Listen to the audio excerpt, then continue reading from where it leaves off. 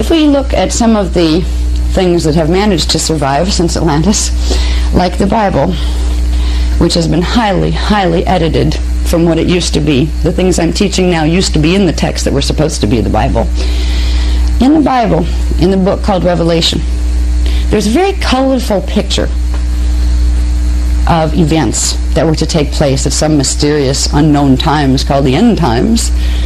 And it depicted a certain series of things about angels and seven seals and all sorts of very interesting things people have been trying to figure out what they mean for ages.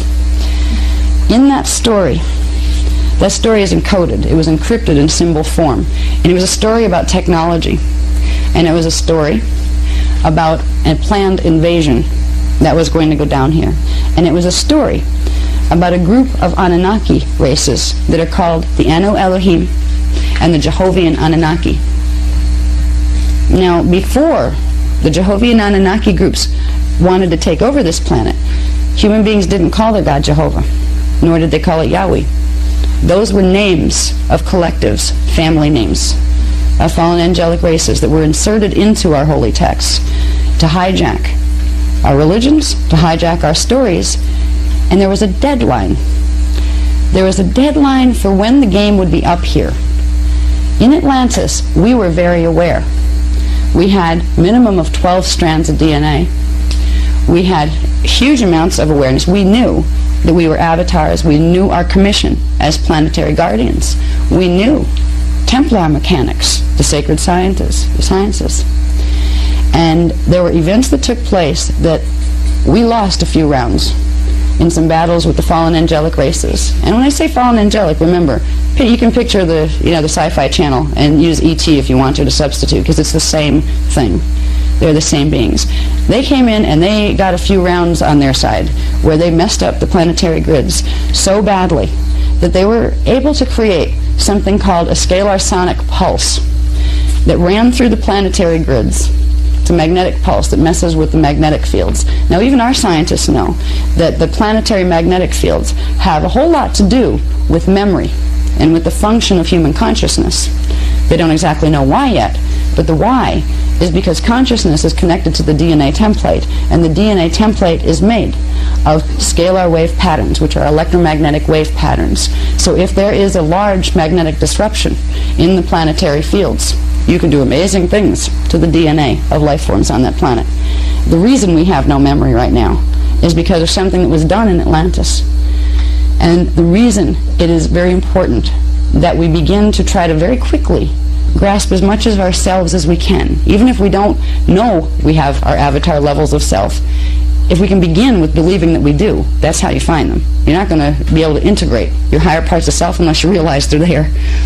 But right now, we have about 2 years, not even really, we have to the end of 2002 to reach a certain level of fixing planetary grids, that if it is not accomplished, there's going to be something called Plan B put in motion. Now, when I talk about Plan A and Plan B, Plan A was the founders' plan of what they would do when the stellar activation cycle came. They had a set of things they wanted to do to get the planetary grids fixed so this place would not go into pole shift. Plan B happens when Plan A doesn't work. Plan B would be evacuations. I've never ever been the doom and gloom type person. And I told the Iani when I was working with them the last couple of years, say, don't start talking to me about pole shift because I don't want to hear it. You have all sorts of people out there in the New Age movement, saying all sorts of horrible things are going to happen. If it's that bad, we can't do anything about it. I don't want to know, and I certainly don't want to teach it. And they said, all right, well, actually, it's not that bad. We've focused on solutions all along. We've had to very quickly move through helping people to understand Kathara healing, so they'd understand their body systems, tangible structure of the soul, so they'd understand how those body systems plug into their spiritual consciousness systems, and then very quickly go into planetary grid mechanics, so we could begin to work with the planetary grids to create healing. And a lot has been done already. We've made great accomplishments.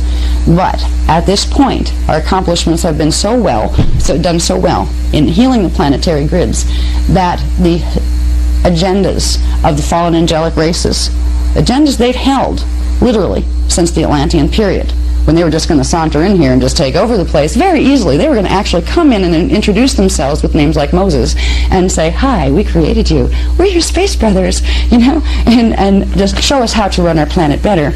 And there was an objective at the end of it. They don't want humans. They don't even want surface Earth. Earth is a strategic location for something called the Halls of Amenti stargates. Earth has portals that lead directly into the Halls of Amenti stargates. The Halls of Amenti stargates are a universal stargate system that literally extends into all of the primary stargates in our 15-dimensional time matrix. That's what they're after. Earth is the most vulnerable link in the chain of galaxies that have connection to the Halls of Amenti stargates. So what they had in mind for us, way back in Atlantis when they set this plan, was make us stupid, erase our memories, give us some false books and things, take the old books and just insert stuff and take out the good stuff, have us like little sheep by the time they were ready to come in, then set a series of events in motion that would make them able to come in very easily with no resistance. Now, one of the ways to do that would be, first of all, to have people believing in an externalized God that's outside of themselves, that has a certain name and a certain face. All right, you already got an image to use when you come in to say hi that people will be receptive to. One of the plan, part of the plan, and this is called the Illuminati Master Plan, the One World Order Master Plan, was to set up, about 100 years before, subtle contact. That's when the channeling movement started. Subtle contact with their races. Their races, meaning the hybrid races, who don't have human souls incarnate in them, but who have either Anunnaki or Draconian souls incarnate in them. The interesting thing is, we've all been taught, since our memory was erased, that we're only one race. We have bodies that are very similar, and because of what's been done to the DNA, right now our DNA appears to be the same, because certain portions of the DNA are repressed in both races, so the similarities show, but the differences don't.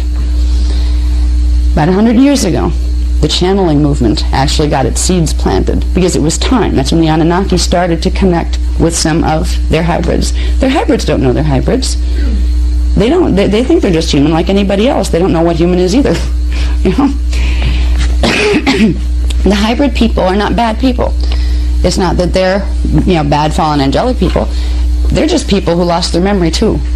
And the reason they lost their memory is they were trying to rebel against and get away from the fallen angelic collectives in Atlantis. That was part of the reason. They had their hybrids that were saying, well, we're starting to grow and understand that the ways you're doing things and dominion and killing other life forms and things, that's wrong. We don't want to be part of your collective anymore. They were going into what was called the Emerald Covenant Christos contract. And that meant that the fallen angelics' hold on the planet was getting less and less. If they lost their hybrid races, they would have a very hard time coming in directly, because most of them can't live physically on this planet because of their own biologies. So we have a situation right now where there is progressively, for 100 years, been an invasion, a very quiet, subtle invasion. The plan for the invasion was created in 9560 BC.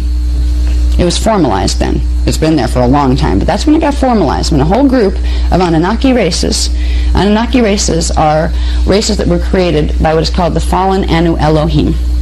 Okay, you have Elohai and Elohim. They are two different. The Elohai Elohim are the founders' races, one set of founders' races. The Anu Elohim are ones that were fallen angelics. They chose to sever their connection to Source, and they started to create dominion agendas and literally started to feed off the rest of the time matrix. So when I talk about Anunnaki, I'm talking about the children of the fallen Anu Elohim. Just like when I talk about humans, I'm talking about the children of the Elohai that came in here as the guardians. There are numerous different groups of Anunnaki. Many of them don't like each other. They've been warring with each other as much as they've been warring with humans or anything else. But in 9560 BC, there was agreement made by several competing groups. They're called the Pleiadian Nibiruan Anunnaki. That means some of them are from the Pleiades star system. Some of them are from a planet called Nibiru, which used to be our 12th planet until they hijacked its orbit, and now it only circulates in here every 3,600 and some years. With the Luciferian Covenant agreement, it was a step-by-step plan to, first of all, level the playing field, which they did during the Atlantean flood period. In 9558 BC, they used a technology called APIN systems. APIN is a physical technology. It's called the Atlantean Pylon Implant Network System. Imagine microchips. Okay? Imagine microchips that operate through particularly selenite types of quartz. You know how we use quartz in radios and different things? It's a mineral. It has some certain properties as far as electrical transmission and transduction goes.